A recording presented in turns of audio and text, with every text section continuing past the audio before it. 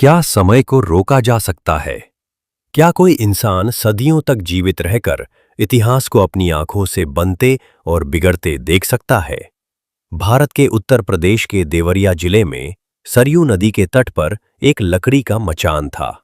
उस मचान पर एक ऐसी हस्ती रहती थी जिसने न कभी अन्न खाया, न कभी जमीन पर पैर रखा। लोग उन्हें देवराहा बाबा कहते थे। कोई कहता उनकी उम्र 250 साल थी, तो कोई उन्हें 500 साल पुराना बताता था। आज की इस ऑडियो यात्रा में हम उस रहस्य की परतों को खोलेंगे जहां विज्ञान मौन हो जाता है और आस्था की पराकाष्ठा शुरू होती है। भाग 1, समय का यात्री। प्रयागराज का कुंभ मेला, साल 1989। दुनिया भर से साधु संत जुटे थे, लेकिन सबकी नजरें एक ही मचान पर टिकी थीं। एक पत्रकार ने बाबा से पूछा, महाराज, आपकी आयु क्या है? बाबा मुस्कुराए और बोले, बच्चा, समय तो उनके लिए होता है जो मरते हैं। ये सुनकर वहां मौजूद एक 90 साल के बुजुर्ग फूट फूट कर रोने लगे। उन्होंने बताया कि जब वे 7 साल के थे, तब उनके परदादा उन्हें बाबा के दर्शन कराने लाए थे, और बाबा तब भी ठीक वैसे ही दिखते थे जैसे आज है। इतिहास के पन्ने बताते हैं कि जब सन 1911 में इंग्लैंड के राजा जॉर्ज पंचम भारत आए थे, तो वे विशेष रूप से बाबा से मिलने गए थे। बाबा ने उनसे टूटी फूटी अंग्रेजी में बात की थी। सवाल यह है कि एक मचान पर रहने वाला सन्यासी, जिसने कभी स्कूल का मुंह नहीं देखा, उसे विदेशी भाषा और वैश्विक भूगोल का ज्ञान कैसे था? क्या वे वास्तव में समय के पार देख सकते थे? भाग 2, मचान का चमत्कार और शून्य आहार। बाबा का निवास स्थान कोई महल नहीं, बल्कि घास फूस का एक छोटा सा मचान था। वे कभी नीचे नहीं उतरते थे। वे घंटों तक सरयू नदी के पानी के भीतर जल समाधि में रहते थे। वैज्ञानिकों की एक टीम ने एक बार छिपकर बाबा पर नजर रखी। उन्होंने देखा कि बाबा हफ्तों तक कुछ नहीं खाते। बाबा के पास खेचरी मुद्रा की सिद्धि थी। वे ब्रह्मांड से ऊर्जा खींचते थे। उनकी सबसे बड़ी विशेषता थी प्रसाद वितरण। उनके मचान पर कोई टोकरी नहीं होती थी, लेकिन जब भी कोई भक्त आता, बाबा मचान के पीछे हाथ डालते और ताजे फल या सूखे मेवे निकाल कर देते। कहां से आते थे वे फल? क्या वे उन्हें शून्य से प्रकट करते थे? भाग 3, सत्ता के शिखर और बाबा का आशीर्वाद। ये साल 1977 के आसपास की बात है। देश की सबसे शक्तिशाली महिला इंदिरा गांधी राजनीतिक रूप से अपने सबसे बुरे दौर से गुजर रही थीं। वे चुनाव हार चुकी थीं। चारों तरफ विरोध था। हार मानकर वे देवरिया पहुंची। बाबा मचान पर थे। इंदिरा जी नीचे खड़ी थीं। बाबा ने नीचे देखा और अपना दाहिना हाथ उठाकर आशीर्वाद दिया। कहा जाता है कि बाबा ने ही उन्हें संकेत दिया था कि वे अपना चुनाव चिन्ह हाथ का पंजा रखें। इसके बाद जो हुआ वह इतिहास है। इंदिरा गांधी ने सत्ता में ऐसी वापसी की कि पूरी दुनिया दंग रह गई। सिर्फ इंदिरा गांधी ही नहीं, डॉक्टर राजेंद्र प्रसाद से लेकर अटल बिहारी वाजपेयी तक भारत के भाग्य विधाता उस लकड़ी के मचान के सामने नतमस्तक होते थे। क्या वे बाबा से देश का भविष्य पूछते थे, या बाबा उन्हें आने वाले संकटों से सावधान करते थे? लेकिन क्या बाबा वाकई वहां अकेले थे, या उनके साथ कोई अदृश्य शक्ति थी? कमेंट में लिखें। भाग 4, मूक संवाद। जब हिंसक पशुओं ने घुटने टेके। देवरहा बाबा का मचान केवल इंसानों की शरणस्थली नहीं था। सरयू के उस रेतीले और बीहड़ इलाके में, जहां सूरज ढलते ही खूंखार जानवरों का राज शुरू हो जाता था, बाबा का मचान एक अभय केंद्र की तरह खड़ा रहता था। विज्ञान कहता है कि मनुष्य और हिंसक पशु के बीच केवल डर या शक्ति का रिश्ता हो सकता है, लेकिन बाबा के मचान के पास ये परिभाषा बदल जाती थी। एक पुरानी घटना का जिक्र बाबा के पुराने सेवक अक्सर करते हैं। एक बार की बात है, आधी रात का समय था। चारों ओर घनघोर अंधेरा था और सिर्फ मचान पर जल रहे एक छोटे से दीपक की लौ हवा में थरथरा रही थी। अचानक जंगल की झाड़ियों में हलचल हुई। एक विशालकाय बाघ गशान की सीढ़ियों के पास आकर रुक गया। उसकी आंखें अंधेरे में अंगारों की तरह चमक रही थीं। मचान के नीचे सो रहे सेवादार डर के मारे जम गए। उनकी सांसें अटक गईं। लेकिन ऊपर मचान पर हलचल हुई। बाबा अपनी समाधि से जागे। उन्होंने नीचे की ओर देखा। उनकी दृष्टि उस हिंसक जीव पर पड़ी। बाबा ने बड़े ही शांत स्वर में कहा, आ गए बच्चा, बहुत भूख लगी है क्या? जाओ, उधर जंगल में जाकर भोजन खोजो, यहां भक्तों को भय लग रहा है। आश्चर्य की बात यह थी कि वह बाघ, जो किसी भी इंसान को देखते ही झपट्टा मार देता, वो एक पालतू बिल्ली की तरह पूंछ हिलाने लगा। उसने अपना सिर बाबा के मचान की लकड़ी से रगड़ा, जैसे वो अपना सम्मान प्रकट कर रहा हो, और फिर चुपचाप अंधेरे में गायब हो गया। प्रत्यक्षदर्शियों का कहना था कि बाबा की आवाज में कोई आदेश नहीं, बल्कि एक अजीब सा दिव्य प्रेम था जिसे वह जानवर समझ गया था। बाबा का केवल बड़े जानवरों पर ही नहीं, बल्कि आकाश के परिंदों पर भी अद्भुत नियंत्रण था। दोपहर के समय जब बाबा धूप में बैठते थे, तो सैकड़ों पक्षी, तोते, गौरैया और यहां तक कि जंगली कौवे भी उनके मचान को घेर लेते थे। हैरानी की बात यह थी कि वे पक्षी बाबा के शरीर पर आकर बैठ जाते, उनके कंधों पर अठखेलियां करते, लेकिन बाबा को कभी कोई चोट नहीं पहुंचाते थे। कई बार देखा गया कि बाबा हवा में हाथ लहराते और पक्षी उनके हाथों से अदृश्य दाने चुगने लगते। ऐसा लगता था जैसे बाबा और उन पक्षियों के बीच कोई टेलीपैथिक मानसिक संवाद चल रहा हो। उत्तर प्रदेश के उस तटीय इलाके में जहरीले सांपों की कमी नहीं थी। कई बार बाबा के मचान की लकड़ियों के बीच काले नाग लिपटे देखे गए। लोग डर जाते थे, लेकिन बाबा मुस्कुराते हुए कहते, ये तो काल के पहरेदार हैं, इन्हें अपना काम करने दो। एक बार एक विषैला सांप एक भक्त के पैर के पास आ गया। भक्त चीखने ही वाला था कि बाबा ने ऊपर से इशारा किया। वो सांप वहीं स्टैच्यू की तरह रुक गया। बाबा ने कहा, इसे रास्ता दो, ये तुम्हें कुछ नहीं कहेगा। जैसे ही भक्त हटा, सांप चुपचाप अपनी राह चला गया। अब सवाल ये उठता है कि क्या ये कोई जादू था या सम्मोहन? योग शास्त्र में इसे अहिंसा प्रतिष्ठा कहा गया है। पतंजलि योग सूत्र के अनुसार जब कोई योगी अहिंसा में पूरी तरह प्रतिष्ठित हो जाता है, तो उसके आसपास रहने वाले जीव अपनी जन्मजात हिंसा त्याग देते हैं। बाबा की आंखों में एक ऐसी चुंबकीय शक्ति थी जिसे दृष्टिपात सिद्धि कहा जाता है। वे जिस भी पशु को देखते थे, उसके भीतर का क्रोध और भय तत्काल समाप्त हो जाता था। उनके लिए कोई भी जीव पराया या हिंसक नहीं था। वे हर जीव में उसी परमात्मा का अंश देखते थे। पशु पक्षियों को वश में करने वाले इस योगी को जब आधुनिक विज्ञान ने परखने की कोशिश की, तो वे भी चकरा गए। अगले भाग में हम सुनेंगे जब डॉक्टरों की एक टीम ने बाबा की धड़कन और उनकी आयु का परीक्षण करना चाहा, तो क्या हुआ। भाग 5, विज्ञान बनाम चमत्कार, जब तर्क हार गया। आधुनिक युग के तर्कवादी और विज्ञान के उपासक अक्सर एक ही सवाल पूछते थे, क्या यह संभव है? क्या जीव विज्ञान के नियम किसी एक व्यक्ति के लिए बदले जा सकते हैं? देवरहा बाबा के मामले में विज्ञान के पास केवल मौन के अलावा कोई उत्तर नहीं था। 70 और 80 के दशक में जब बाबा की ख्याति 7 समंदर पार पहुंची, तो विदेशों से कई डॉक्टर, फिजियोलॉजिस्ट और शोधकर्ता उनके मचान तक खिंचे चले आए।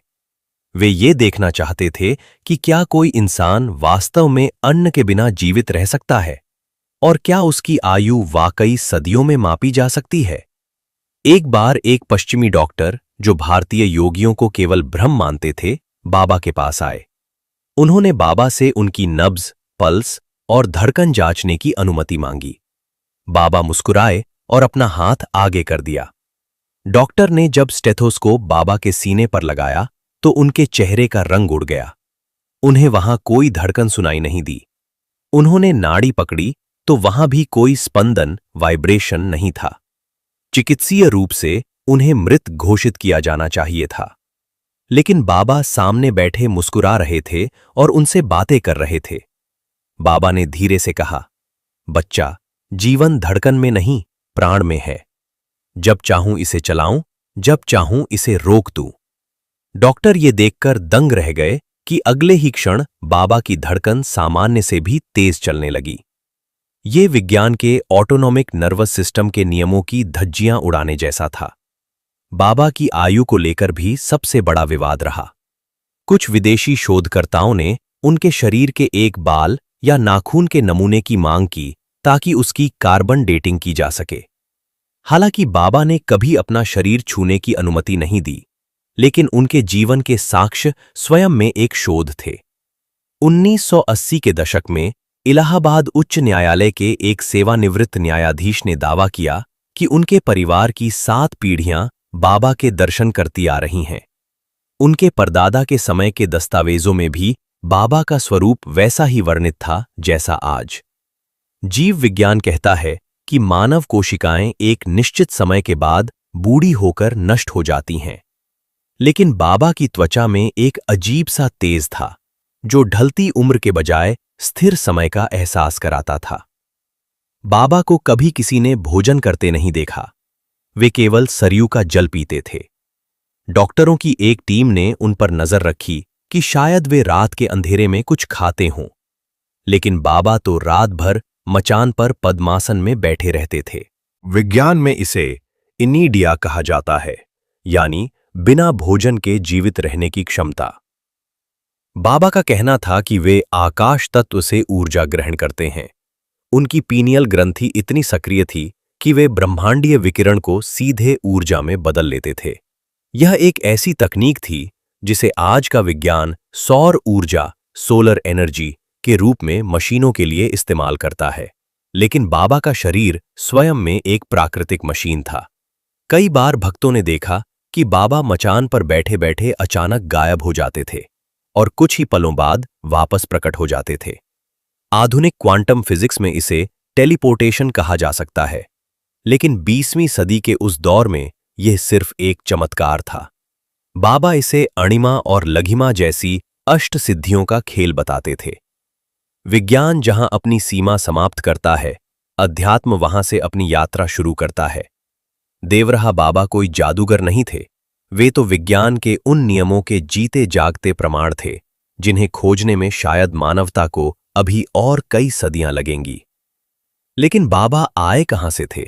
क्या उनका संबंध उन अदृश्य गुरुओं से था जो हिमालय की गुप्त गुफाओं में आज भी साधना कर रहे हैं? अगले अध्याय में हम चलेंगे बाबा की उन गुप्त यात्राओं पर जिनका जिक्र उन्होंने कभी कभार अपने एकांत में किया। भाग 6, हिमालय का गुप्त तार, सिद्धों की अदृश्य दुनिया। देवरहा बाबा के जीवन का सबसे बड़ा रहस्य वह स्रोत था जहां से वे अपनी शक्तियां पाते थे। यद्यपि वे उत्तर प्रदेश के मैदानी इलाकों में मचान पर निवास करते थे, लेकिन उनके पुराने शिष्यों और उनके सानिध्य में दशकों बिताने वाले साधुओं का मानना था कि बाबा का असली घर हिमालय और तिब्बत की वे गुप्त कंदराएं थीं जहां साधारण मनुष्य के पैर कभी नहीं पहुंच सकते। बाबा के एक अत्यंत करीबी शिष्य जो स्वयं वर्षों तक हिमालय में तपस्या कर चुके थे, उन्होंने एक बार रहस्योद्घाटन किया था कि बाबा अक्सर अपनी सूक्ष्म देह एस्ट्रल बॉडी से हिमालय की यात्रा करते थे। शिष्यों के अनुसार बाबा का संबंध महावतार बाबा और तिब्बत के उन लामी सिद्धों से था जिन्हें समय पर विजय प्राप्त करने वाला माना जाता है।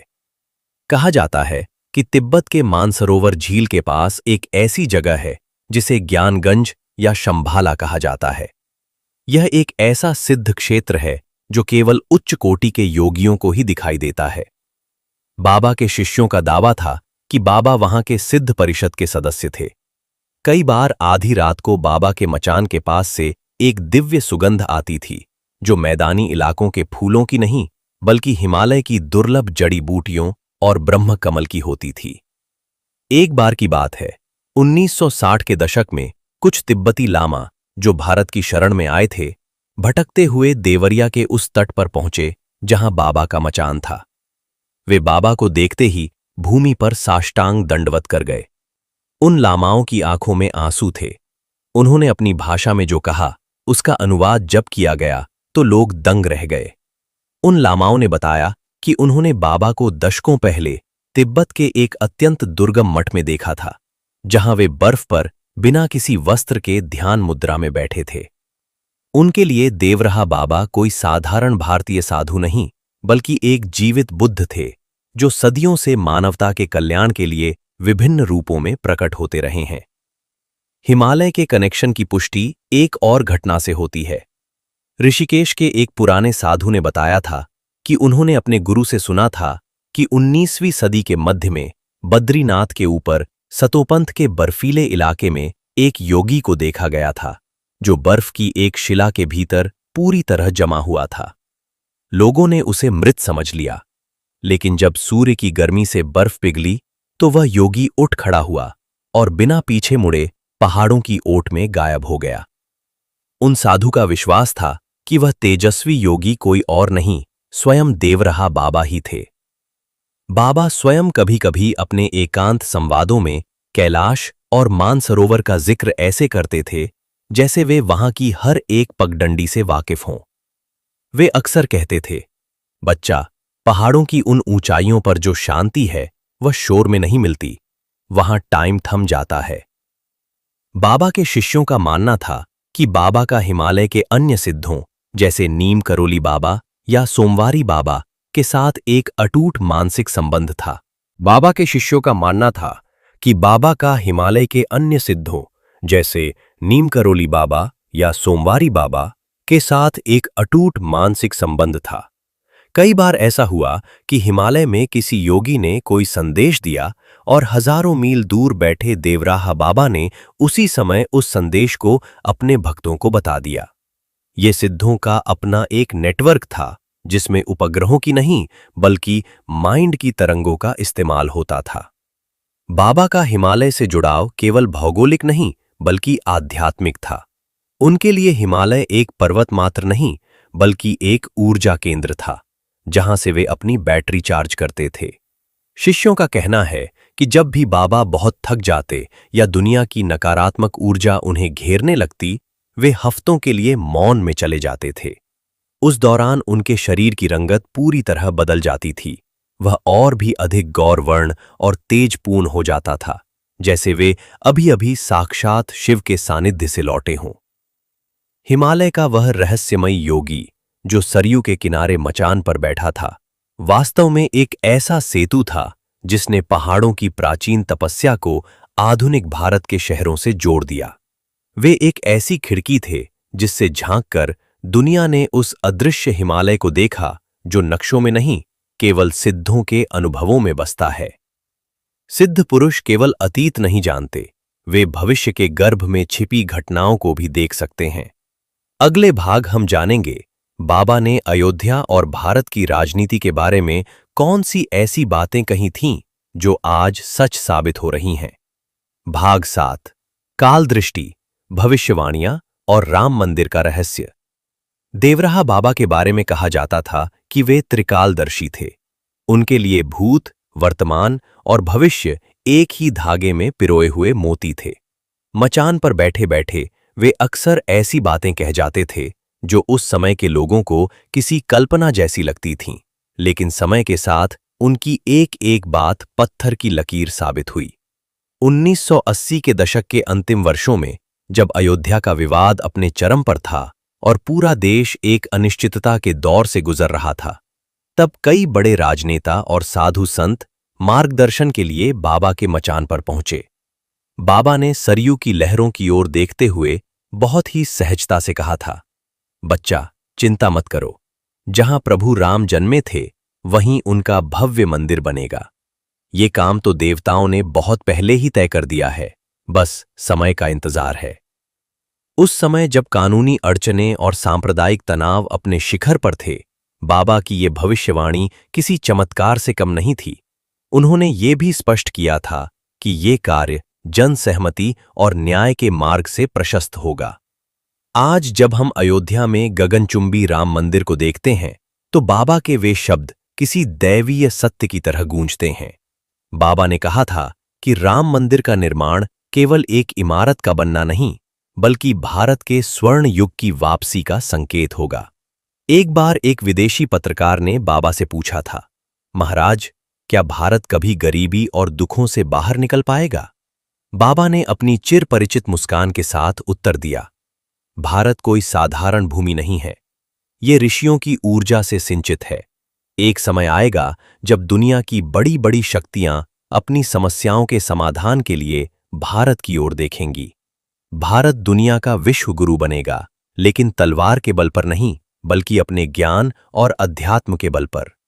आज के दौर में जब भारत योग, आयुर्वेद और तकनीक के क्षेत्र में दुनिया का नेतृत्व कर रहा है, तो बाबा की दूरदृष्टि साफ नजर आती है। उन्होंने भविष्यवाणी की थी कि 21वीं सदी के तीसरे दशक से भारत की शक्ति का लोहा पूरी दुनिया मानेगी। बाबा केवल शुभ समाचार ही नहीं देते थे, वे आने वाले संकटों के प्रति सचेत भी करते थे। उन्होंने कई बार अपने शिष्यों से कहा था कि मनुष्य जब प्रकृति का अपमान करेगा और नदियों को प्रदूषित करेगा, तो उसे अदृश्य महामारियों और जल प्रलय का सामना करना पड़ेगा। वे अक्सर कहते थे, सरयू मां को गंदा मत करो, अगर प्रकृति रूठ गई तो बड़े बड़े विज्ञान धरे के धरे रह जाएंगे। उनकी ये चेतावनियां आज के जलवायु परिवर्तन और हाल के वर्षों में दुनिया द्वारा झेली गई महामारियों के संदर्भ में बेहद सटीक जान पड़ती हैं। वे मानते थे कि केवल सात्विक जीवन ही आने वाले समय में मनुष्य को बचा पाएगा। बाबा के पास राजनीतिज्ञों का भी तांता लगा रहता था। कहा जाता है कि उन्होंने अटल बिहारी वाजपेयी के बारे में बहुत पहले ही कह दिया था कि वे देश का नेतृत्व करेंगे। इसी तरह उन्होंने कई नेताओं को उनके पतन और उत्थान के बारे में एकांत में सचेत किया था। लेकिन बाबा का उद्देश्य सत्ता का खेल नहीं, बल्कि धर्म की रक्षा था। वे नेताओं से कहते थे, सत्ता सेवा के लिए है, शासन के लिए नहीं। जिस दिन राजा धर्म छोड़ देगा, प्रजा दुखी हो जाएगी। भविष्यवाणियों के इस सिलसिले में एक सबसे रहस्यमयी बात यह थी कि बाबा अक्सर भविष्य की बात करते हुए वर्तमान काल का प्रयोग करते थे, जैसे कि वे उन घटनाओं को अपनी आंखों के सामने घटते देख रहे हों। जब उनसे पूछा गया कि उन्हें ये सब कैसे पता चलता है, तो उन्होंने बस इतना कहा, चित्त जब शांत होता है तो पूरा ब्रह्मांड एक दर्पण बन जाता है। देवराहा बाबा की भविष्यवाणियां केवल शब्द नहीं थे, वे एक मार्ग थे जो एक भटकते हुए राष्ट्र को उसकी नियति की ओर ले जा रहे थे। उन्होंने मंदिर बनने से बहुत पहले ही भक्तों के मन में उसे स्थापित कर दिया था। आपके लिए एक प्रश्न, क्या बाबा अब भी देख रहे हैं? कमेंट में लिखें। भाग 8, समाधि। समय का पहिया निरंतर घूम रहा था। 19 जून 1990 की वह तारीख करीब आ रही थी जब इस महान योगी ने स्वेच्छा से अपनी इस लीला को समेटने का निर्णय लिया। इस भाग में हम सुनेंगे बाबा के वे अंतिम शब्द और वह दृश्य जब प्रकृति भी अपने इस महान पुत्र की विदाई पर रो पड़ी थी। इतिहास में कुछ ऐसी तारीखें दर्ज होती हैं जो केवल कैलेंडर के पन्ने नहीं बदलती, बल्कि एक युग के अंत की घोषणा करती हैं। देवराहा बाबा, जिन्होंने सदियों तक मृत्यु को अपनी मर्जी से दूर रखा था, अब उस अंतिम यात्रा की तैयारी कर रहे थे जिसे योग की भाषा में स्वेच्छा मृत्यु या महासमाधि कहा जाता है। ये साल 1990 था, जून का महीना और भीषण गर्मी। लेकिन वृंदावन के यमुना तट पर, जहां बाबा उस समय विराजमान थे, एक अजीब सी शीतलता और रहस्यमयी शांति छाई हुई थी। महासमाधि से कुछ दिन पहले ही बाबा के व्यवहार में एक अलौकिक बदलाव देखा गया। उन्होंने अपने शिष्यों को बुलाकर बहुत ही शांत स्वर में कहा, बच्चा, अब इस पुराने वस्त्र शरीर को बदलने का समय आ गया है। घबराना मत, राम का नाम लेना। शरीर रहेगा या नहीं, लेकिन मैं तो हमेशा तुम्हारे पास ही रहूंगा। शिष्य स्तब्ध थे। जिस महापुरुष को उन्होंने अजर अमर माना था, वे विदाई की बात कर रहे थे। बाबा ने अगले कुछ दिनों तक अन्न तो पहले ही नहीं लेते थे, अब जल का त्याग भी कर दिया। वे घंटों निर्विकल्प समाधि में रहने लगे। उनकी त्वचा से एक स्वर्ण जैसी आभा, गोल्डन ऑरा निकलने लगी थी, जिसे देखकर वैज्ञानिक भी हैरान थे कि एक वृद्ध शरीर में इतनी ऊर्जा कहां से आ रही है। 19 जून 1990 मंगलवार का दिन था और तिथि थी योगिनी एकादशी। हिंदू शास्त्रों में इस दिन का विशेष महत्व है। दोपहर के समय बाबा ने अपने मचान पर बैठे बैठे आकाश की ओर देखा। यमुना की लहरें उस दिन कुछ ज्यादा ही उद्वेलित थीं, जैसे वे अपने स्वामी के चरणों को अंतिम बार पखारने के लिए व्याकुल हों। शाम के करीब 4 बजे बाबा ने अपने हाथ ऊपर उठाए, जैसे वे अदृश्य शक्तियों को प्रणाम कर रहे हों। उन्होंने ओम का उच्चारण किया। वह ध्वनि इतनी गहरी और प्रभावशाली थी कि पूरे तट पर मौजूद हजारों लोग मंत्रमुग्ध होकर शांत हो गए। बाबा ने अपनी आंखें मूंद लीं और प्राणों को सहस्रार चक्र मस्तिष्क के ऊपरी भाग में खींच लिया। बिना किसी पीड़ा के, बिना किसी बीमारी के, उस महान योगी ने अपनी देह वैसे ही त्याग दी जैसे कोई पक्षी पुराने घोंसले को छोड़कर अनंत आकाश में उड़ जाता है। जैसे ही बाबा ने शरीर छोड़ा, आसमान में एक अद्भुत नजारा दिखा। चिलचिलाती धूप के बावजूद अचानक ठंडी हवाएं चलने लगीं। प्रत्यक्षदर्शियों का कहना है कि उस समय यमुना के जल में एक विशेष प्रकार की हलचल हुई और आकाश में एक चमकती हुई ज्योति दिखाई दी जो उत्तर दिशा हिमालय की ओर बढ़ गई। भक्तों की भीड़ बेकाबू हो गई। जय देवराहा बाबा के नारों से आसमान गूंज उठा। पुलिस और प्रशासन के लिए उस जनसैलाब को संभालना नामुमकिन हो गया। हर कोई उस मचान को छूना चाहता था जहां सदियों का इतिहास सिमटा हुआ था। बाबा की इच्छानुसार उनके पार्थिव शरीर को अग्नि के हवाले नहीं किया गया। उन्हें यमुना की मुख्य धारा में जल समाधि दी गई। जब उनके शरीर को जल में प्रवाहित किया जा रहा था, तब भी उनका चेहरा वैसा ही तेजस्वी और शांत था जैसे वे बस गहरी नींद में हों। महासमाधि के बाद भी एक चमत्कार हुआ। कई भक्तों ने दावा किया कि उन्होंने बाबा को यमुना के दूसरे तट पर टहलते हुए देखा। बाबा अक्सर कहते थे, मैं कहीं जाता नहीं हूं, बस ओझर हो जाता हूं। दोस्तों, देवराहा बाबा आज हमारे बीच भौतिक रूप में नहीं है, लेकिन उनकी शक्ति और उनके उपदेश आज भी लाखों लोगों के जीवन को नई दिशा दे रहे हैं। वे एक ऐसे योगी थे जिन्होंने सिद्ध किया कि मनुष्य की क्षमताएं केवल मांस और हड्डियों तक सीमित नहीं हैं। यदि संकल्प दृढ़ हो तो समय को भी झुकाया जा सकता है। उनकी कहानी हमें सिखाती है कि अध्यात्म ही वास्तविक विज्ञान है। प्रेम और अहिंसा से पशुओं और शत्रुओं को भी जीता जा सकता है। मृत्यु अंत नहीं, बल्कि एक नए और व्यापक अस्तित्व की शुरुआत है। तो ये थी गाथा उस महायोगी की जिसने काल के पहिए को अपनी उंगलियों पर नचाया। देवराहा बाबा केवल एक संत नहीं, बल्कि भारत की उस सनातन परंपरा के जीवित प्रमाण थे जहां विज्ञान और अध्यात्म का मिलन होता है। आज बाबा अपने भौतिक शरीर में नहीं है, लेकिन सरयू की लहरों, हिमालय की हवाओं और उनके भक्तों के अनुभवों में वे आज भी जीवित है। उनकी कहानी हमें याद दिलाती है कि हमारी क्षमताएं असीमित है। जरूरत है तो बस उस परम शक्ति पर अटूट विश्वास की। आशा है सिद्ध पुरुष देवराहा बाबा की ये रहस्यमयी जीवन यात्रा आपके भीतर भी भक्ति और शांति का एक नया दीप जलाएगी। अगर आपको यह ऑडियो बुक पसंद आई हो तो मेरे चैनल विविध संसार को लाइक, सब्सक्राइब एवं इसे शेयर करें उन लोगों के साथ जिन्हें सत्य और अध्यात्म की तलाश है। अपनी राय कमेंट बॉक्स में जरूर बताएं और ऐसी ही अनसुनी कहानियों के लिए हमारे साथ जुड़े रहें। जय देवराहा बाबा, जय हिंद, धन्यवाद।